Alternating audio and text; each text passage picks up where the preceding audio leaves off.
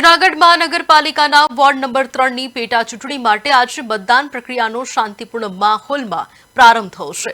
મહત્વના સમાચાર સવારથી જ મતદારો મતદાન મથકો પર પહોંચી પોતાના મતાધિકારનો ઉપયોગ કરી રહ્યા છે।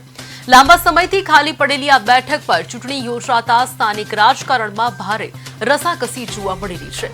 ભાજપનો ગઢ ગણાતી આ બેઠક પર ભાજપ, કોંગ્રેસ અને આમ આદમી પાર્ટી વચ્ચે સીધી ટક્કર સર્જાઈ છે।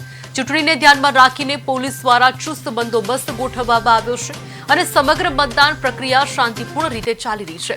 હવે મતદાન બાદ સૌની નજર પરિણામ પર રહેશે કે ભાજપ પોતાનો ગઢ જાળવી રાખશે કે પછી અન્ય કોઈ પક્ષ જીતીને કહી શકાય કે જીત મેળવીને રાજકીય સમીકરણ બદલી નાખશે। જૂનાગઢ મહાનગરપાલિકાની પેટા ચૂંટણી આજરોજ યોજાવા જઈ રહી છે। જૂનાગઢના વોર્ડ નંબર 3 છે છેલ્લા ઘણા સમયથી આ બેઠક ખાલી પડી હતી અને ભાજપનો ગઢ ગણાતી આ બેઠક પર આ ચૂંટણીમાં ભાજપ, કોંગ્રેસ અને આમ આદમી પાર્ટીના ઉમેદવારો લડી રહ્યા છે અને હાલ શાંતિપૂર્ણ માહોલમાં મતદાન ચાલી રહ્યું છે। ત્યારે જોવાનું એ રહેશે કે આ ભાજપનો ગઢ ગણાતી આ બેઠક પર અન્ય પક્ષો મેદાન મારશે કે કેમ। વિનોદ મકવાણા, પાટનગર નેટવર્ક ન્યૂઝ, જૂનાગઢ।